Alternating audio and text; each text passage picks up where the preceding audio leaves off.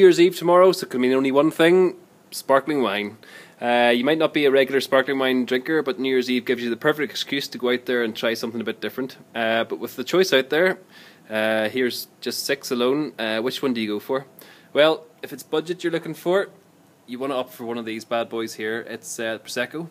It's from northeast of Italy, and it's a lovely sort of neutral, easy drinking party wine. And this is the biggest seller in the shop. You then move on to the likes of the champagnes, and that's where prices start to rise because the supply is a lot shorter, because it has to come from Champagne region to be called champagne.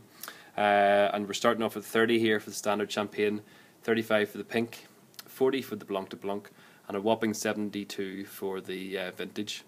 So if budget isn't the main deciding factor, what about style? What's the difference between these wines?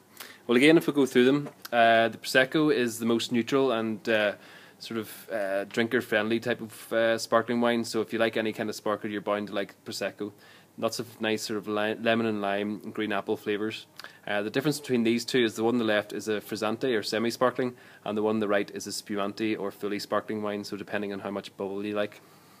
Moving on to the champagnes, the one on the left is obviously the white champagne, and the one on the right is the pink. There isn't any discernible difference in taste really. You do pay a bit of a premium for the pink colour obviously in the pink champagne, but if you're looking for a slight difference in taste, the main difference is that the pink has a little bit more of the red fruits, so more strawberry and cherry and that type of thing, and obviously it looks very nice in the glass.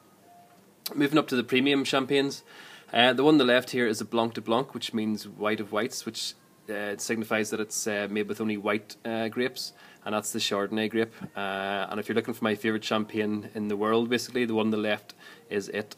It's absolutely gorgeous. It's €40, so it's not cheap by any means, but it's not out of most people's reach for New Year's Eve, and it's just like pure cream in a glass. It's gorgeous, so you want to try that at some stage. And then you have this one here. It's a vintage champagne, which means that all the grapes were harvested in 1 year, which was 2000, which was a fabulous year. It's from a Grand Cru vineyard. It's a Blanc de Blanc, and it's in a vineyard called Mesnil. And for those who really know their champagne, Krug, their top champagne comes from Mesnil and sells for $350 a bottle. This one goes for 72. So as you can see, it's a bargain. So anyway, I hope you try lots of champagne and sparkling wine tomorrow night, and I hope that 2012 goes fantastically for you. From all at the Wine Buff. Cheers.